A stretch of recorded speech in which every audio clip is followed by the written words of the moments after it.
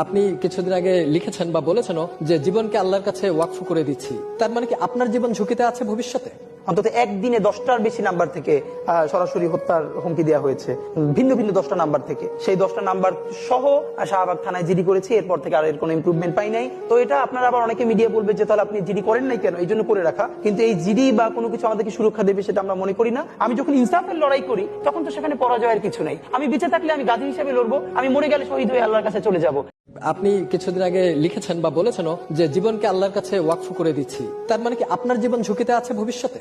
অন্তত একদিনে 10টার বেশি নাম্বার থেকে সরাসরি হত্যার হুমকি দেওয়া হয়েছে, ভিন্ন ভিন্ন 10টা নাম্বার থেকে। সেই 10টা নাম্বার সহ শাহবাগ থানায় জিডি করেছি, এরপর থেকে আর এর কোনো ইমপ্রুভমেন্ট পাই নাই। তো এটা আপনারা আবার অনেকে মিডিয়া বলবে যে তাহলে আপনি জিডি করেন নাই কেন, এই জন্য করে রাখা। কিন্তু এই জিডি বা কোনো কিছু আমাদেরকে সুরক্ষা দেবে সেটা আমরা মনে করি না। আমি যখন ইনসাফের লড়াই করি তখন তো সেখানে পরাজয়ের কিছু নেই। আমি বেঁচে থাকলে আমি গাজী হিসেবে লড়বো, আমি মরে গেলে শহীদ হয়ে আল্লাহর কাছে চলে যাব।